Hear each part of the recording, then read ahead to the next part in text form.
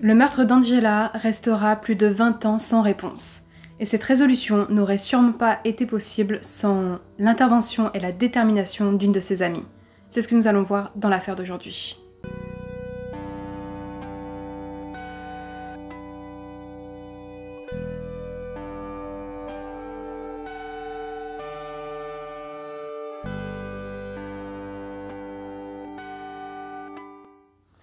Angela Marie Samota est née le 19 septembre 1964 à Alameda, qui se situe en Californie.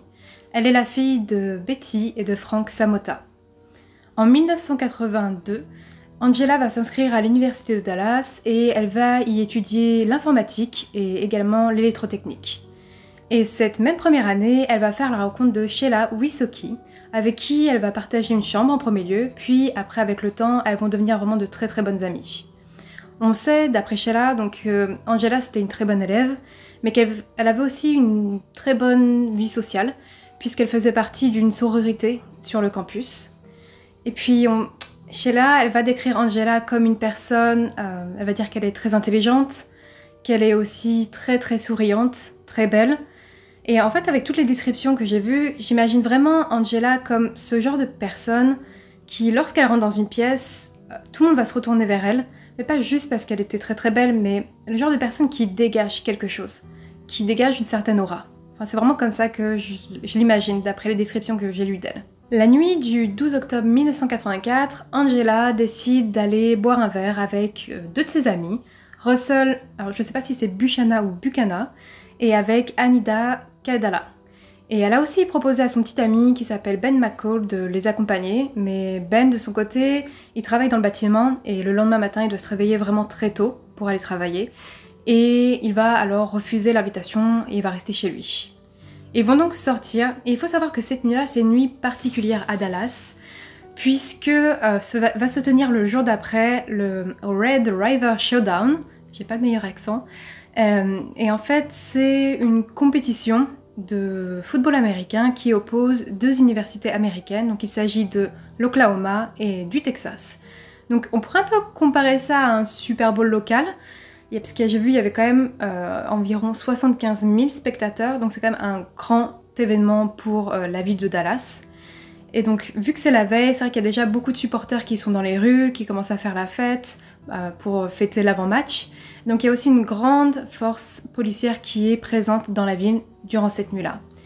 Donc comme je l'ai dit précédemment, ils vont aller dans un bar, ils vont donc boire quelques verres ensemble, s'amuser, puis après par la suite ils vont aller dans une boîte de nuit, et il n'y a rien à signaler au niveau de ces soirées, c'est une bonne soirée, ils vont boire des verres, ils vont danser. On va dire que justement Angela elle est très sociable, elle connaissait à peu près presque tout le monde là-bas, donc elle va aller à plusieurs tables, discuter avec les gens, et vraiment voilà, il n'y a rien à signaler au niveau de cette soirée-là. Et vers justement 1h du matin environ, ils décident tous de rentrer chez eux. Et c'est Angela qui est chargée de les ramener puisque c'est elle qui conduit cette soirée. Donc en premier lieu, elle va déposer Russell chez lui. Après, elle va aller jusqu'au dortoir d'Anita pour la déposer. Il faut savoir qu'Anita était censée rester dormir chez Angela à la base, mais finalement, elle voulait assister au match très tôt le lendemain, donc elle a préféré retourner chez elle pour dormir. Donc elle va déposer ces deux personnes-là, puis sur la route de son retour, elle va s'arrêter rapidement à l'appartement de son petit ami, Ben, pour justement lui souhaiter une bonne nuit juste avant de rentrer. Donc elle va faire ça, et puis elle va rentrer directement chez elle. Sauf que vers 1h45 du matin, Ben va recevoir un appel d'Angela. Et il entend quand même à sa voix qu'il y a un truc qui va pas. Elle a l'air perturbée, angoissée, et la seule chose qu'elle va lui dire, c'est « parle-moi ». Donc là, il essaie d'avoir plus d'informations, et elle va finir par lui expliquer qu'il y a un homme qui lui a demandé d'utiliser ses toilettes et d'emprunter son téléphone. Il continue d'essayer d'avoir plus d'informations, et là, le téléphone va se couper. Il va essayer de la rappeler, mais Angela ne va jamais décrocher. Donc là, Ben commence vraiment à s'inquiéter et décide de se rendre directement chez Angela pour vérifier qu'elle va bien. Il arrive sur place, il va frapper à la porte plusieurs fois et il ne va obtenir aucune réponse.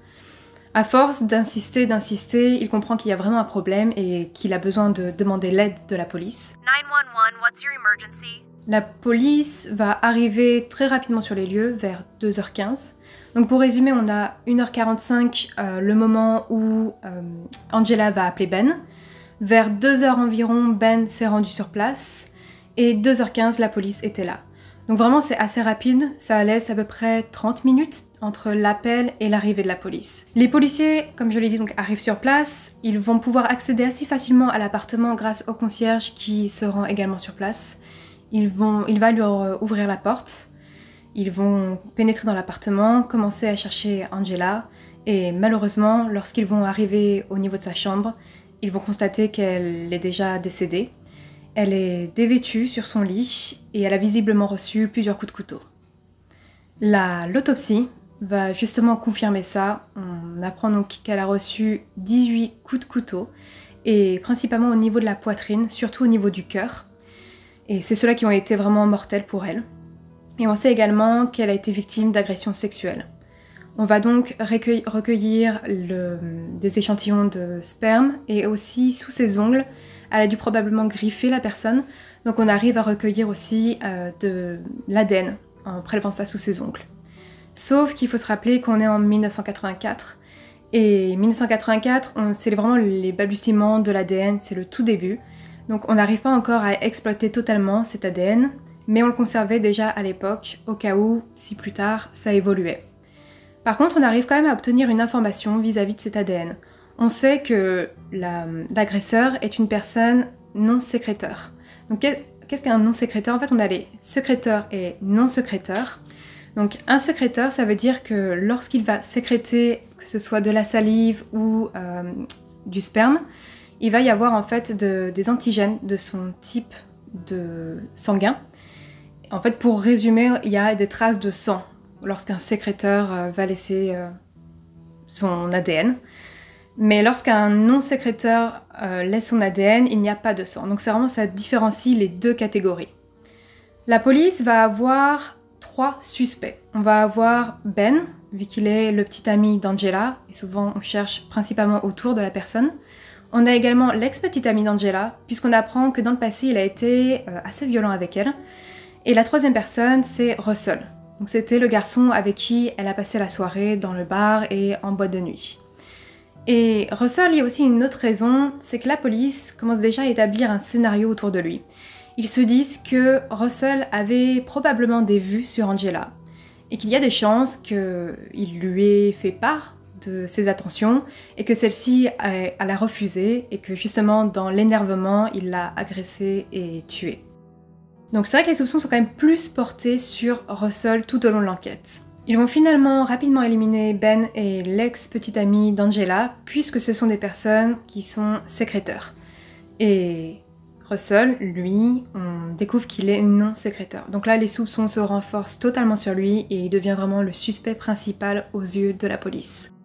Et là, la police va commencer à vraiment placer une surveillance, pratiquement 24 heures sur 24, autour de lui. Donc vraiment, ils vont le suivre continuellement. Ils vont aussi régulièrement l'interroger encore et encore pour voir si sa version des faits change. Sauf que sa version des faits ne change jamais.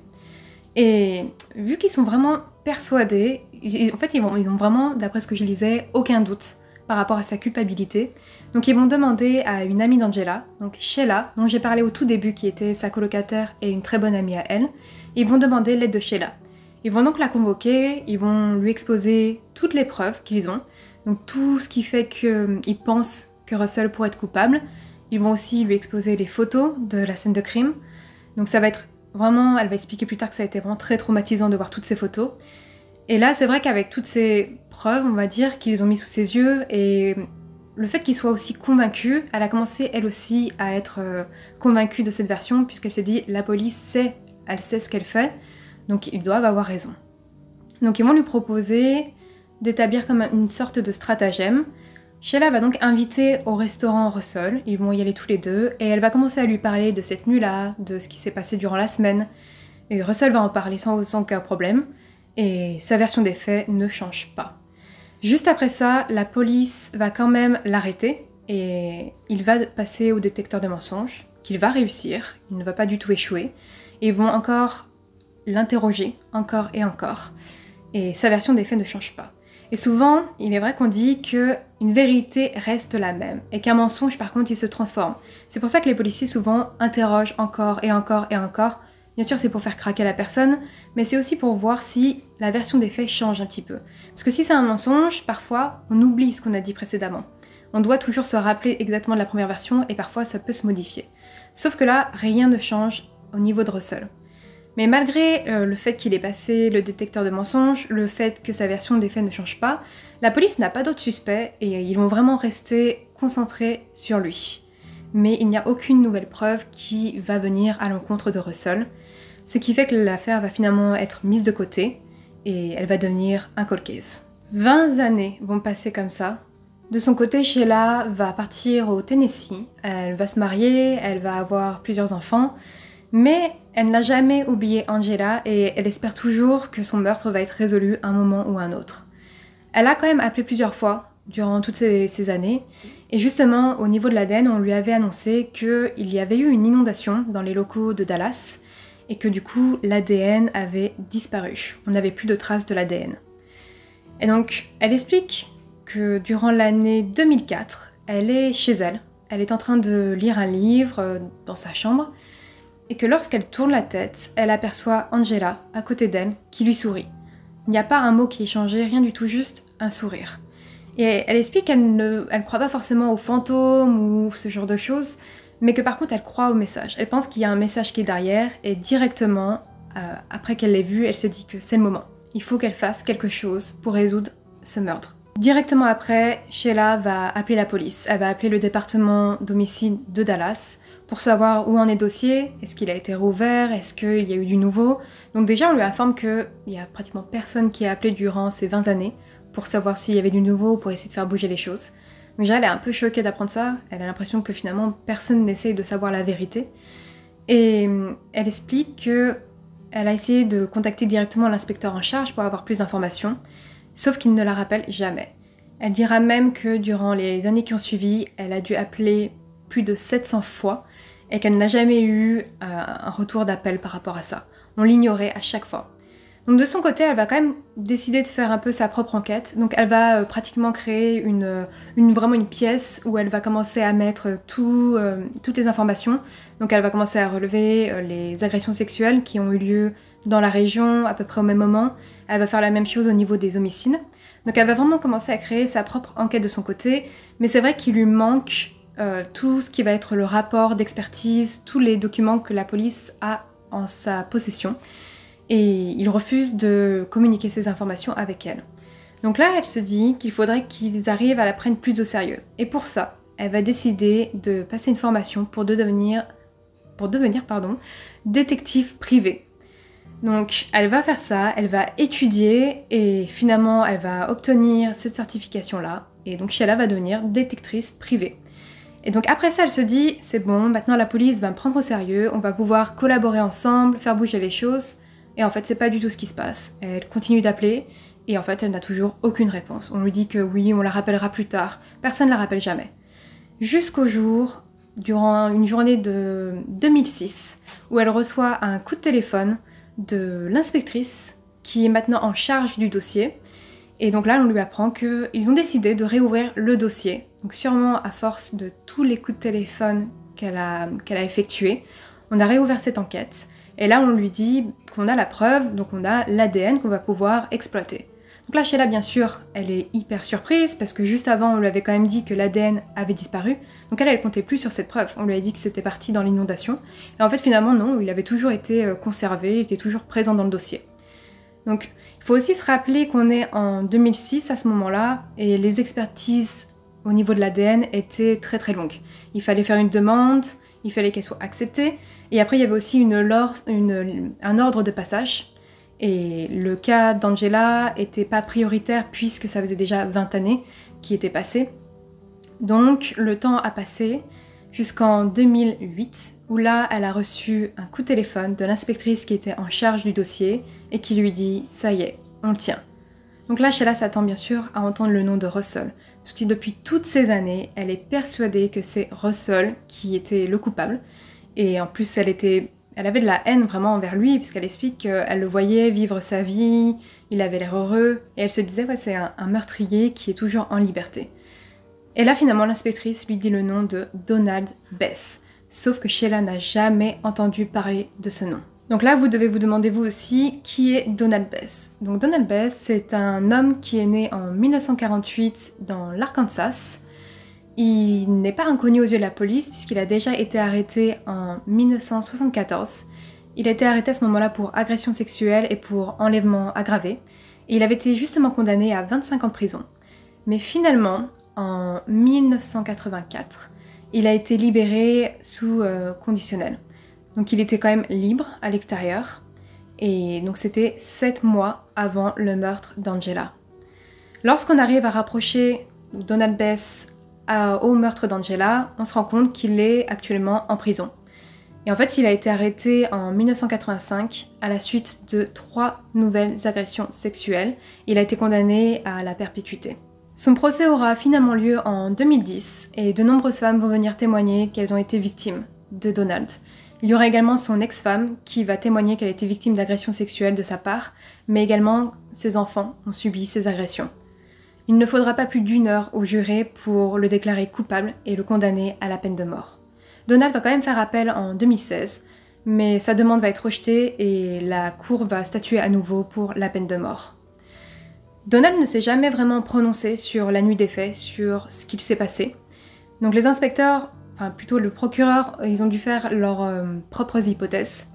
Ce qu'ils pensent, c'est qu'on ne sait pas exactement si Donald avait vu Angela rentrer chez elle, ou si c'était plutôt du hasard. Donc il a probablement frappé chez elle, et il lui a demandé d'utiliser donc les toilettes et d'emprunter son téléphone. Et déjà, il y a plusieurs choses. On sait qu'Angela, c'était quelqu'un de très gentil et qu'il voulait sûrement pas le laisser dans une situation délicate. Et on sait aussi que Donald était quand même assez imposant, donc il était assez fort, il était grand, et on dit qu'il y a des chances qu'elle était impressionnée par lui, et que du coup, elle l'a laissé rentrer. Mais elle a dû comprendre quand même qu'il y avait une sorte de danger, puisqu'elle a quand même directement appelé Ben pour lui dire. Mais malheureusement, du moment qu'il était rentré dans son appartement, il était déjà trop tard. Sheila, après la résolution du meurtre d'Angela et que le procès soit passé, elle pensait arrêter sa carrière de détective privée. Et puis finalement, elle a commencé à recevoir beaucoup de lettres de familles de victimes qui lui demandaient son aide. Et elle a décidé de rester détectrice privée. Et maintenant, elle aide justement d'autres familles à établir la vérité. On sait aussi qu'elle a finalement contacté Russell, après qu'on ait découvert la vérité. Elle lui a présenté ses excuses, parce qu'elle avait quand même accusé plusieurs fois ouvertement. Et celui-ci lui a pardonné, et lui a dit que finalement, si elle n'avait pas été aussi déterminée et acharnée, on n'aurait jamais pu découvrir la vérité. Et que finalement, elle a aidé à blanchir son nom. Puisque même s'il n'avait pas été déclaré coupable, il n'avait rien vraiment de concret contre lui, beaucoup de gens pensaient toujours qu'il était le coupable. Et on sait qu'ils se sont revus tous les deux et qu'ils sont même allés ensemble sur la tombe d'Angela. Cette vidéo est peut-être un peu plus courte que les autres, honnêtement je sais pas parce que je vois pas exactement combien de temps ça fait, mais je pensais que c'était quand même une affaire hyper intéressante à parler, elle m'avait beaucoup marqué à l'époque quand j'en avais entendu parler. Surtout le côté, l'implication de Sheila tout au long, de voir qu'elle est devenue détectrice privée pour aider, pour faire bouger les choses, que finalement ça a marché. Elle s'est acharnée pendant des années et ça a marché, il y a eu des résultats à la fin. Il y avait quand même l'ADN, on aurait pu l'exploiter, mais si elle n'avait pas poussé les choses aussi loin, je ne suis pas sûre qu'on aurait résolu ce meurtre. Et il y a aussi la question qui revient lorsqu'on sait que Donald était en liberté conditionnelle au moment des faits. Ça faisait que 7 mois qu'il était à l'extérieur lorsqu'il a commis ce crime. Donc c'est vrai que c'est quand même affligeant lorsqu'on sait ça, lorsqu'on sait ce qu'il a fait avant et qu'il a commis quand même 3 autres agressions après le meurtre d'Angela. Donc tout ça aurait pu quand même être évité. Il y a toujours une autre question sans réponse, c'est les inspecteurs qui avaient établi une hypothèse par rapport à cette nuit. Puisque lorsqu'on regarde du côté du passé criminel de Donald, on voit que c'est principalement donc des agressions sexuelles, plus on avait eu l'enlèvement aggravé, mais il n'a pas eu d'autres homicides. Même après le meurtre d'Angela, il n'a pas eu d'autres homicides. Souvent, souvent, pas tout le temps bien sûr, mais on a une évolution dans la violence pour les meurtriers. C'est-à-dire que ça peut commencer comme avec Donald, donc avec des agressions sexuelles, et puis de plus en plus, ils vont aller de plus en plus loin, et jusqu'à commettre l'irréparable, le meurtre. Et lorsqu'ils prennent goût au meurtre, mais si c'est étrange de l'expliquer comme ça, mais lorsqu'ils ont déjà franchi cette étape, après, ils vont avoir tendance plus facilement à répéter ça. Et pour Donald, ce n'a pas été le cas. Donc là, les inspecteurs, par rapport à ça, ont commencé à émettre une hypothèse. Et ils se disent que peut-être que cette nuit-là, donc Donald était venu dans l'intention de l'agresser, et lorsque Ben s'est rendu à l'appartement et qu'il a frappé à la porte, l'agression avait lieu à ce moment-là, elle était en cours, et que Angela, en entendant Ben frapper à la porte, elle a voulu sûrement se débattre pour appeler à l'aide, et que peut-être justement dans le mouvement et pour la faire taire, c'est à ce moment-là que Donald l'aurait tué. Alors j'aimerais bien justement savoir votre avis par rapport à cette hypothèse. Est-ce que vous pensez que c'est probable ou est-ce que vous pensez que non, ça n'a aucun rapport? C'est vrai qu'il y a quand même une possibilité si on regarde vraiment par rapport à ses antécédents, mais je trouve qu'elle serait encore plus dure à accepter cette hypothèse puisque ça mettrait Ben dans une position encore plus de culpabilité encore plus, si je peux m'exprimer ainsi. Je sais pas, mais je me dis que si la vérité ce serait ça voudrait dire que finalement Ben, s'il n'avait pas frappé à cette porte, elle ne serait pas morte. Et je pense que c'est vraiment des questions qui seraient horribles si c'était approuvé. Donc je suis vraiment curieuse de savoir votre opinion par rapport à ça. C'est tout pour cette vidéo, j'espère que vous avez apprécié. Je sais que vous aimez normalement les cold cases comme moi, donc c'est pour ça que j'étais contente d'en faire un cette semaine. Et puis, si vous avez apprécié justement, n'oubliez pas de liker, et n'oubliez pas également de vous abonner et d'activer la petite cloche pour les notifications. Et nous, on se retrouve la semaine prochaine pour une nouvelle affaire.